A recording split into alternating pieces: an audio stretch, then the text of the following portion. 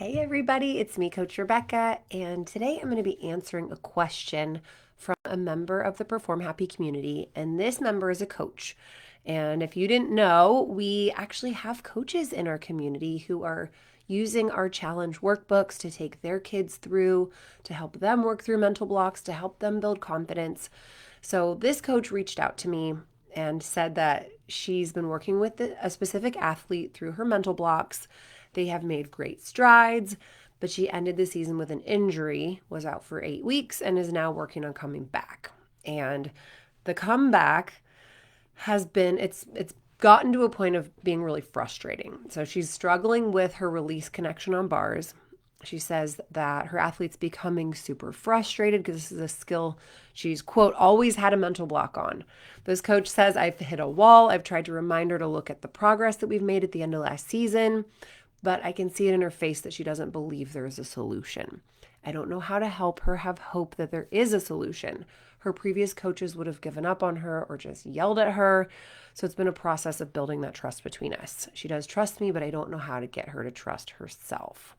And then she went on to mention that the athlete feels like it feels to the coach like the progress has been erased in this athlete's brain. Like they can't even remember that they did actually solve this problem once before. This athlete's constantly comparing herself to others or where she was before. And again, this coach just wants this kid to believe in herself. So I think whether you're a coach or a parent, you get this struggle, right? You see this kid and you go, wow, I know how tough you are. I know how capable you are. I know you've actually done this once before, but the kid just looks back at you totally hopeless. And I have been in the shoes of that kid. And something that can happen is that, the kids are like, wow, a new strategy. Oh my gosh, this is so great. There's hope. I'm going to finally break through this thing. Then they break through because the system works. And then they have a setback because life happens. They get injured, they move, they switch coaches, something happens to their confidence, they get bullied in school. There's so many things that can shake a teenager's confidence that then they go, oh, I lost my skills again.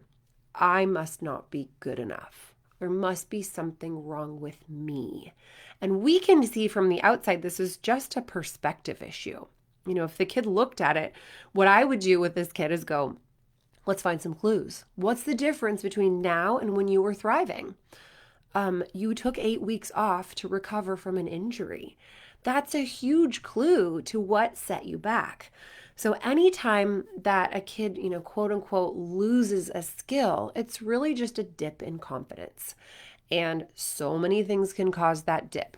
Okay, so many things being left out, fear of not reaching their goals, especially for teenagers who are high level. They might have college recruiting sort of knocking at their door, and they're starting to look at it like, if I don't get this now, I will not reach my dream, which to a teenage brain is a huge threat. Humongous threat. And this can even happen to like a level 5, 10-year-old who's like, if I don't move up to the next level with my friends, I will die. I mean, that's what the brain believes. If I don't get recruited by this dream school, I will die. The brain can't determine the difference between an emotional upheaval and actual death. So the brain goes into overprotective mode. And so what sets that in motion is the thought process. I'm not going to make it. I'm not good enough. There's something wrong with me. I don't have enough time, which these are what we do as humans to sort of cushion the blow of disappointments. We seek to understand what's happening. Okay, why is this happening? I'm failing. I am bad. That tends to be something that a lot of perfectionists will go to. So it's normal. I would just normalize the heck out of this situation for that girl. It is so normal to have confidence setbacks after you've not been able to train these upgraded skills. Totally normal. There's nothing wrong with you. So many thousands of kids are in your same shoes post injury, something you can't even control. And then, to look at this particular situation, bars and releases can take an insane amount of drills and progressions to build up to. In the Perform Happy community, we have our app and we have different communities, and we set up a special community just for the level 9 plus release move crew because those overshoots, those bails, those packs, they can really get you. I mean, you're literally flying through the air. It is a leap of faith. And for a kid who has trouble trusting because they got yelled at so much when they were coming up through the levels, they don't trust their previous coaches, they don't trust themselves, and they're being asked to let go and fly through the air and trust themselves. So again, it's 100% normal that it might take 1,000 drills and 1,000 spots and 1,000 mat over the bar. And if you think of it like a kip, for you gymnasts out there, everyone knows the struggle of the kip. It takes you thousands of attempts and you fail and you don't make it and you don't make it and you work on this thing for years, 2 years. I mean, it takes forever to get the kip. But how many do they need to try before they make it? Nobody knows. But you have to keep at it. And then they keep the faith because they see that kids are working at it for 2 years and then they get it. Their teammate got it. Oh my gosh, that's so exciting. Wow, I'm getting closer. Oh, I'm so close. My coach said she's barely spotting me. And they keep at it and they keep at it and they keep at it. What's fueling them through that potentially totally discouraging process is that they're like, I'm going to get there. I'm getting closer. And the coach is like, you're getting closer. We're going to get there. You're doing great. Do some drills. Try it again. I'll spot you. And they just keep working at it. The difference is, so, yes, that's what you do with these bars skills. You have to learn the timing. You have to be able to really just let it happen. You have to be strong enough. There's so many things that have to happen all at once to make that thing work. But then finally it works. Then if you have a setback and you're back to the beginning, instead of thinking, I know I will get this because if I keep working at it, I can do anything, which is sort of the like little kid learning their kip mindset, they go, well, why bother? Because when I get it, I'm just going to lose it again. And why would you? If you think that you're going to put in thousands of hours of work into something that's just going to, disappear, why would you? Why would you put in the work? Why would you stretch your comfort zone? So the ideal mindset is that kid can go back to that little kid learning a kip mindset where they basically are like, I have never done this before. And I'm excited about any progress I make because it means I'm moving in the right direction. Now, the post-injury body that your athlete is working with has never done this skill before. There's a change. This kid is a different kid. Their brain is different. Their body is different. If you look at it and go, okay, this kid has never done this skill before, ever. So where do we start? And if the kid can acknowledge that, we had a kid in the Perform Happy community who had struggled with mental blocks to get her back handspring on the beam, and she got through it. And then her coach was like, whoa, wait a second. You're doing this on your non-dominant leg. We need to switch it to your dominant leg. So this girl had to completely relearn a back handspring on the beam on her other side, which she did. She did the exact same process that got it the first time. And then I talked to her and was like, you have never done this skill before. This is a brand new skill. She was getting real hard on herself because she's like, I can't believe I'm on the low beam. I'm like, you've never done this before. The you that you are has never done this skill before at all. So you start with what you can do, and then any progress forward is progress. Okay, so that's sort of like how we start moving her forward, which you know this by now. This coach already knows exactly how to start with what you can do, stretch those progressions forward. But it's all about that perspective and about the mindset. So the next thing I want to talk about is that the mental block, which I also don't like to even call a mental block because it feels so final. The dip in confidence is the symptom, not the actual problem. So if this kid feels like, I've had this block for 3 years, 4 years, 5 years. I mean, kids struggle with certain skills for a really long time. That is just a symptom of the mindset that's keeping her stuck. And that is a fixed mindset. So we talk about this in the mindset challenge in one of our Perform Happy Athlete challenges. It's all about helping these kids who are really talented and they have started to believe that all of their success is a result of their talent or this natural ability. And they don't connect that their hard work and consistent effort are actually the reason why they've been successful, because maybe they've been told they're talented their whole life. So then all of a sudden they're like, well, I'm not so talented anymore because I can't even do this skill. My talent must have run out. So they kind of depend on progress to feel good about themselves. Anyone who's got a fixed mindset it's going to be fragile. It's going to be fragile confidence, because you're only going to feel good while you're thriving. If you have a setback, which life will dish you setbacks, you don't want to be on the verge of always losing all your confidence because of a setback. Instead, you have to be able to just be where you are and try to get a little better from there. Be at square one if that's where you are, and get a little better from there. Tomorrow, you're going to be where you are and get a little better from there. The next day, you're going to be where you are and get a little better from there. Instead of, I'm failing, I'm falling behind, I'm not going to get recruited, I'm not going to move up with my friends, whatever that big fear is that's keeping their brain on lockdown, we got to just be in today. Get rid of competition season in your mind.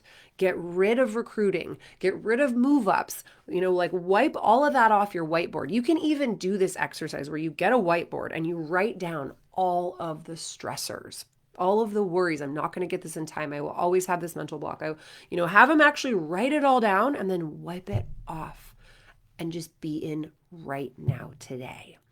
So if this athlete can start to think of it like this is a brand new skill I've never done before in this version of my body. I don't know how many reps it's going to take, just like a kip, but I know that I'll get there. It's just a matter of time. Something I like to ask when kids seem like it feels a little hopeless, I ask them, okay, on a scale of 1 to 10, how likely is it that you're going to do this skill this week? And they'll go like 2. It would take a miracle. I'm like, great. Okay, how likely is it that you're going to do this skill this month? And they're like, I don't know, a 4. Still not good. They could still be all in their negativity. I'm like, ooh, a 4. Okay. So there's something's moving there. How likely is it that you'll do it in the next 2 months? 5. The next 6 months? 7. The next year? 8. The next 2 years. And you just keep going basically until they can find their 10. If you kept at it and you put everything into this and you kept working hard, how likely is it that you would be able to do this skill sometime in the next 5 years? And they'll hopefully give you that 10. Maybe they're going to still be at a 9. But regardless, you can sort of have that conversation with them and then go, okay, so what I'm hearing is that you can do this. It's just a matter of time. Is that right? And then usually they can look at that and go, yeah, that's right. So it's not hopeless. It's just not going to happen today, which that's part of your growth mindset, is to go, that's okay. We're going to start where we are. We're going to focus on one attempt at a time. We're going to praise all the progress we can find each day. Now, the progress is not tracked from yesterday, your great day that you had. It's not tracked from last year or 3 years ago. It's tracked from this moment forward. You have a clean slate with every attempt. You've never done this skill before. So whatever you do is your starting point, and then you get a little better from there. Now, something that kids have got to embrace in order to fully break through is the idea that taking a step back, moving back a progression, going back to an easier surface, doing something that feels a little safer, does not mean that you have gotten off the path to success. It actually is the path to success.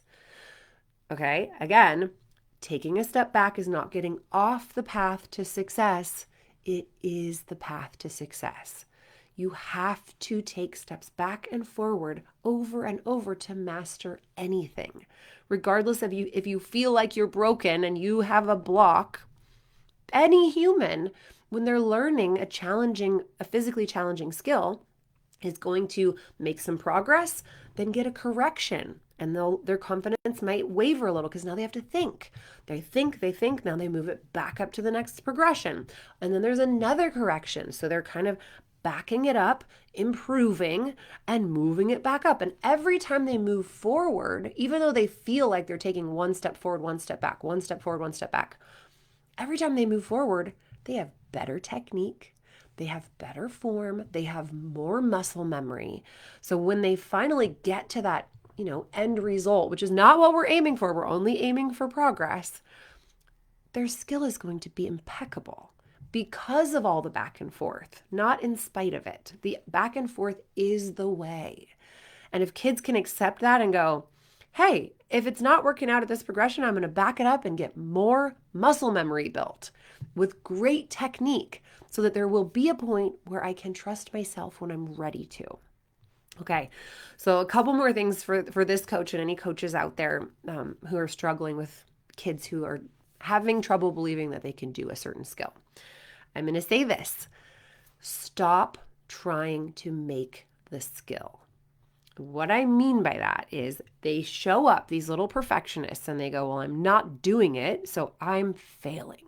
They're not counting all of those progressions and drills that they are doing successfully because they feel like they should be better. So they're in this black and white. So every time they try and they don't do the full skill by themselves, it feels like a failure, which is undermining their confidence faster than they can build it through making progressions. So if you stop trying to make the skill and start trying to get a little closer, you'll be amazed at what happens. So I have a little example I love to share on this. I was watching a girl in the gym who was working on getting her back walkover on the low beam. And every time she tried, her hands went wide on the panel mat. So her hands didn't get on the beam. They went wide on the panel mats. And her coach was just do a few with the panel mats and then we'll start peeling them down so you can do them on the beam. This girl had been trying for 2 weeks. Every single time they went to beam, she would try back walkover. She could get her hands together on the line. Then when she went to the low beam with the panel mats, her hands flew apart. And coach looked at me and was like, I don't know what to do. I do not know how to get this kid's hands together. It's driving us both insane. So I went over with her and I was like, go chalk up, get some chalk on your hands.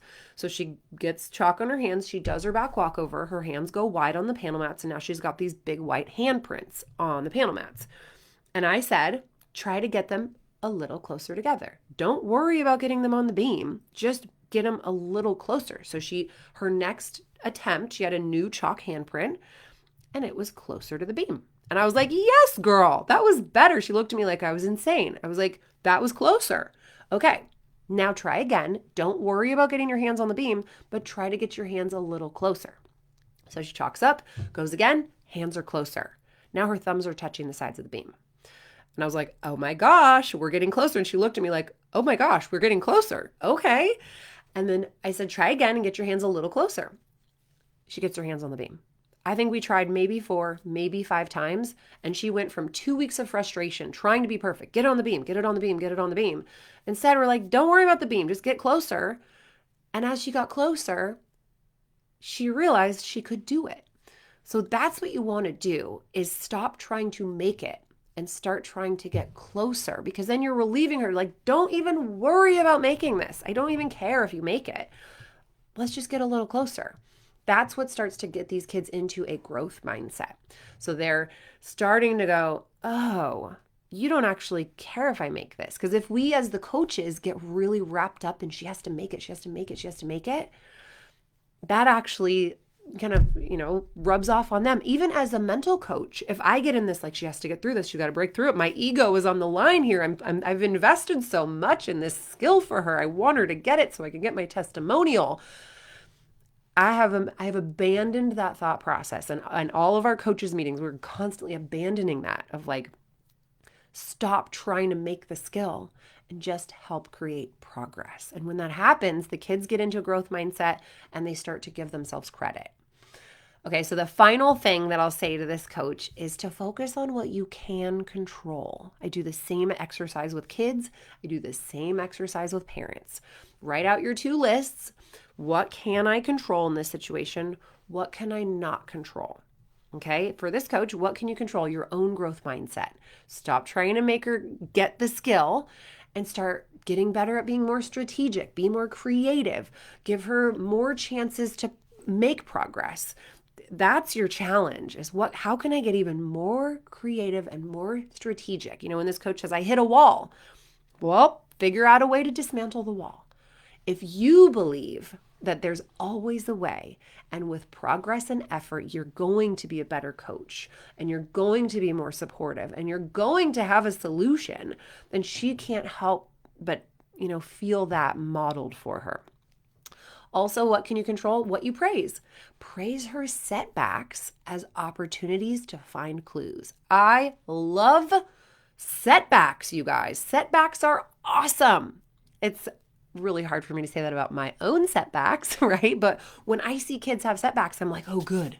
This is an opportunity to learn something extremely valuable that's going to unlock the mystery of why this skill has been a struggle. Yes, let's see what has changed between when you were doing it successfully and now. And this might not be available to them in the moment. A lot of the time when kids are locked up and they're in fear, they are not rational. Don't try to have a whole therapy sesh on the gym floor. Find them something they can do and get a win.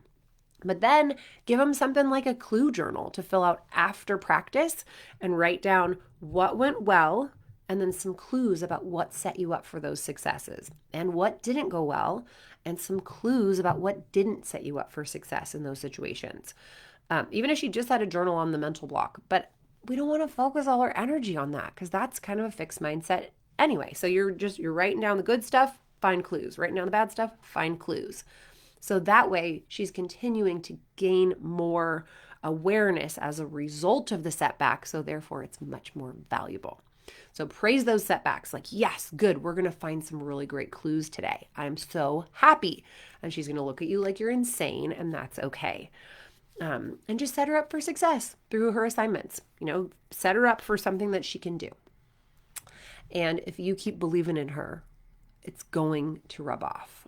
What you can't control, what she believes about herself, her effort, her mindset, the outcomes. You have to let go of those things and focus on what you can control, how you plan your workout, how you praise. Let her have the feeling she's going to have, but keep believing in her and keep helping her to stretch her comfort zone every day. So it's a big job, you guys. It's a really big job, but any coaches out there who are just feeling like they're floundering, I have been there. I remember how frustrating it is. Reach out, shoot me a DM on Instagram. I'm at complete_performance. I love to chat through these situations. If you have any questions about what's going on with your kid, reach out, and I'm happy to guide you through because that's the best way to help these kids. All right. Thank you to this coach for being a member of our community. If you want some more information about joining us, if you're a coach, if you want your team to sign up, again, you can DM me or you can just go to performhappy.com and scope it out. I hope to see you soon.